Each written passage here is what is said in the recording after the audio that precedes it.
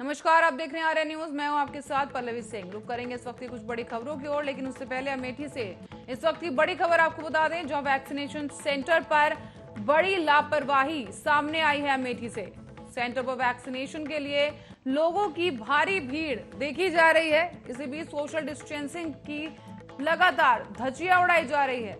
Vaccination केंद्र के बाहर ही सोशल डिस्टेंसिंग का उल्लंघन करते हुए देखे जा रहे हैं ये लोग। बता दें कि सीएचसी अमेठी में व्यवस्था का बेहद ही बुरा हाल नजर आ रहा है। कोविड गाइडलाइंस का पालन कराने में असमर्थ दिखे स्वास्थ्य कर्मचारी। इसी बीच अमेठी से वैक्सीनेशन केंद्र पर लापरवाही का यह मामला सामने आया है। बता दें, बिना सोशल डिस्टेंसिंग का पालन किए केंद्र के बाहर लोगों की भारी भीड़ मौजूद है। वैक्सीनेशन करवाने के लिए पहुंचे लोगों की भारी भीड़ देखने को मिल रही है। इसी बीच सोशल डिस्टेंसिंग का कोई पालन नहीं किया जा रहा है और साथ ही स्वास्थ्य कर्मियों की भी बड़ी लापरवाही यहां पर देखने को मिली है। जहां सीएचसी अमेठी से व्यवस्था का बुरा हाल सामने आया है। स्वास्थ्य कर्मचारी कोविड गाइडलाइंस का पालन कराने में रहे असमर्थ और इसी बीच लोगों की भारी भीड़ वैक्सीनेशन केंद्र के बाहर।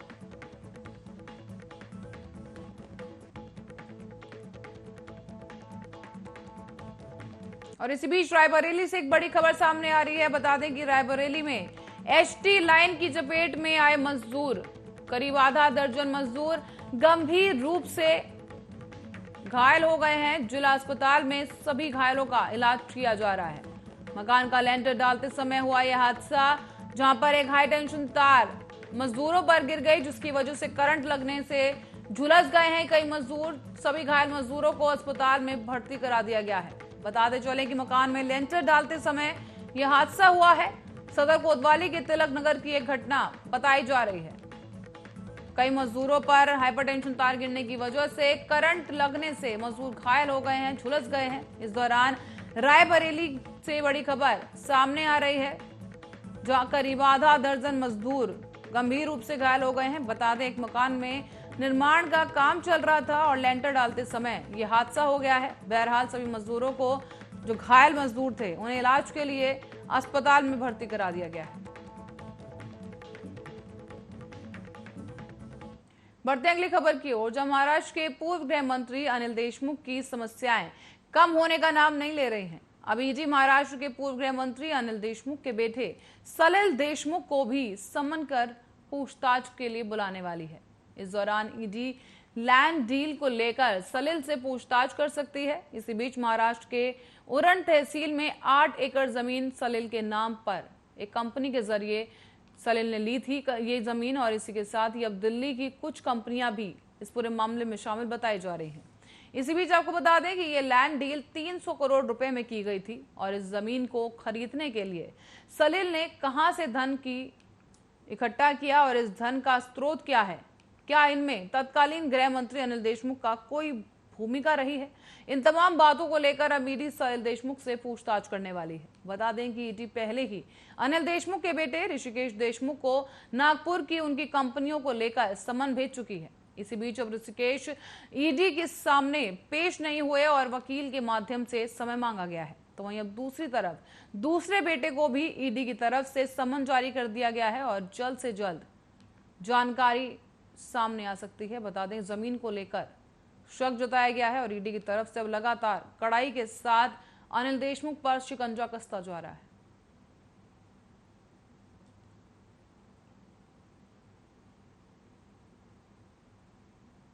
कांग्रेस महासचिव प्रियंका गांधी वाड्रा उत्तर प्रदेश विधानसभा चुनाव के सिलसिले में पार्टी की तैयारियों का जायजा लेने के लिए बुधवार को लखनऊ पहुंचने वाली थी, लेकिन अब उनका लखनऊ दौरा जो कार्यक्रम था उसमें बदलाव कर दिया गया है। प्रियंका गांधी वाड्रा अब 14 जुलाई को जाने के बजाय 16 जुलाई को लखनऊ पहुंचेंगी। प्रियंका ने पिछले दिनों वीडियो कॉन्फ्रेंसिंग के जरिए पार्टी के प्रदेश पदाधिकारियों और वरिष्ठ कार्यकर्ताओं के प्रशिक्षण कार्यक्रम के दौरान उन्हें संबोधित करते हुए आगामी विधानसभा चुनाव की तैयारियों का मंत्र दिया था। ऐसे में कांग्रेस महासचिव ने विधानसभा चुनाव में संगठन और कार्यकर्ताओं की बात को सबसे ज्यादा तरजीही देने का इरादा जाहिर करते हुए कहा था कि पार्टी से जुड़े सभी लोग जन समस्याओं को लेकर आंदोलन करें। बता दें कि यूपी में चुनाव की सारी कमान प्रियंका गांधी वाड्रा के हाथ में होगी। ऐसे में उम्मीदवार के चयन से लेकर पार्टी के घोषणा पत्र तक प्रियंका गांधी की अहम भूमिका देखने को मिलेगी। और इसी बीच प्रियंका गांधी वाड्रा के इस दौरे से मिशन यूपी का भी आगाज कांग्रेस करने जा रही है।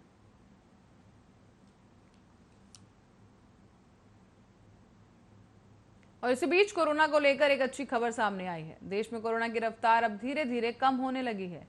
बता दें कि रोज आने वाले नए मामलों में और मौत की संख्या में लगातार कमी आ रही है। और इसी बीच पिछले 24 घंटे में कोरोना के 32,906 नए मामले सामने आए हैं। बीते दिन कोरोना से 2020 लोगों की मौत हो गई, जिसके बाद अब तक कोरोना से 4,10,784 लोगों की मौत हो चुकी है। तो वहीं पिछले दिन ही 49,007 लोग डिस्चार्ज किए गए और इसी के साथ ही रिकवरी रेट बढ़ करके 97.22% पर पहुंच गया है। इसी के साथ ही आपको बता दें कि देश में अब तक कोरोना वायरस वैक्सीन की 38,14,67,646 से ज्यादा डोज लगाई जा चुकी है। तो वहीं कल वैक्सीन की 40,65,862 डोज लगाई गई थी और अब तक 30,66,12,781 लोगों को पहली डोज लगाई जा चुकी है, जबकि 7,48,54,865 लोगों को कोरोना वैक्सीन की दूसरी डोज लगाई जा चुकी है। देश में टीकाकरण का तीसरा चरण शुरू होने के बाद से ही 18 से लेकर 44 साल आयु वर्ग के लोगों में करीब 11,41,34,915 लोगों को कोरोना वैक्सीन की पहली खुराक लगाई जा चुकी है, जबकि 38,88,828 लोगों को कोरोना वैक्सीन की दूसरी खुराक लगाई गई।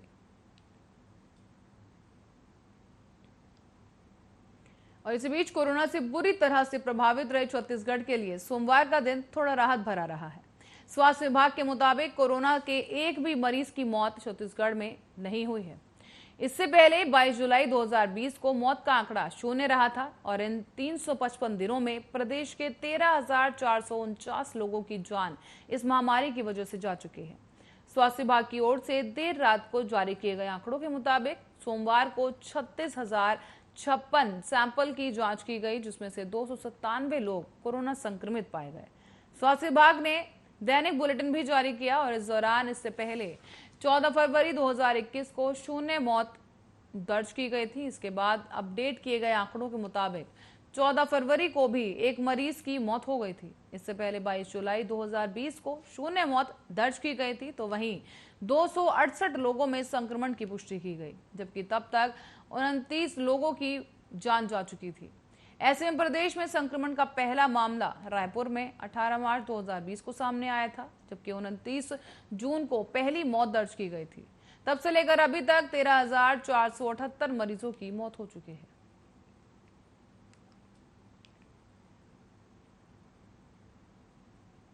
और रिकॉर्ड वैक्सीन लगाने वाले मध्य प्रदेश में वैक्सीन का टोटा पड़ गया है। हालात यह है कि सोमवार को पूरे प्रदेश में सिर्फ 38,000 लोगों को ही कोरोना वैक्सीन लगाई गई, जबकि सोमवार को वैक्सीनेशन डे था। ऐसे में मध्य प्रदेश सरकार का इसके पीछे अपना तर्क है, तो कांग्रेस ने जमकर हल्ला बोला है। दरअसल कुछ दिन पहले तक जिस वैक्सीनेशन सेंटर पर पैर रखने की जगह तक नहीं थी, वहां पर अब वैक्सीनेशन सेंटर पर सन्नाटा पसरा हुआ है, जो कि मध्य प्रदेश सरकार के दावों की हवा निकाल रहा है। बताते चले कि रिकॉर्ड वैक्सीनेशन करने के बाद खुद की पीठ थपथपाने वाली मध्य प्रदेश सरकार के पास अब वैक्सीन का टोटा पड़ गया है। इसके कारण सोमवार को प्रदेश में महज कुछ हजार लोगों को ही वैक्सीन लगाई गई। आलम यह रहा कि वैक्सीन सेंटर पर इक्का दुक्का लोग ही वैक्सीन लगवाने पहुंच रहे थे, तो वहीं पूरे भोपाल में सिर्फ 6,000 लोगों को ही वैक्सीन लगाई गई। वैक्सीन लगाने का लक्ष्य रखा गया था, हालांकि शाम होने तक 6,000 लोगों को वैक्सीन लगवाने का लक्ष्य तक पूरा नहीं किया जा सका। 12 जुलाई को मध्य प्रदेश में 38,370 लोगों को वैक्सीन लगाई गई। इनमें से सबसे ज्यादा इंदौर में लोगों को वैक्सीन लगाई गई, जहां पर यह आंकड़ा 11,717 रहा। भोपाल में 5,576 लोगों को वैक्सीन लगी, तो वहीं 51 में से 16 जिलों में एक भी वैक्सीन नहीं लगी है।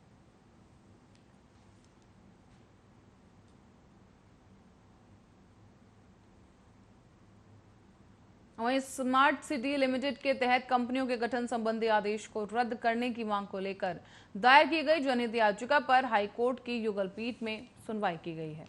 युगल पीठ ने केंद्र और राज्य शासन के अलावा बिलासपुर और रायपुर नगर निगम को भी नोटिस जारी कर दिया है और साथ ही नोटिस जारी कर जवाब पेश करने के निर्देश दिए गए हैं। इसके लिए 2 सप्ताह की मोहलत दी गई और जारी किए गए नोटिस में कहा गया है कि तय समय विधि में जवाब नहीं आने की स्थिति में याचिकाकर्ता द्वारा दायर की गई स्थगन की मांग को सुना जाएगा। सोमवार को जस्टिस एम श्रीवास्तव और जस्टिस विमला कपूर की युगल पीठ में जनहित याचिका पर सुनवाई की गई और इसी के साथ ही याचिकाकर्ता के वकील सुदीप श्रीवास्तव ने कहा कि बीते 5 मार्च को हुई सुनवाई में प्रतिवादियों को 4 हफ्ते का समय दिया गया था, लेकिन 4 महीने में भी कोई जवाब नहीं आया। वकील के जवाब के बाद जस्टिस श्रीवास्तव ने कहा कि अगर 2 सप्ताह में अब प्रतिवादी कोई जवाब पेश नहीं करते हैं तो मामले में याचिकाकर्ता की स्थगन की मांग ध्यान में रखकर सुनवाई की जाएगी।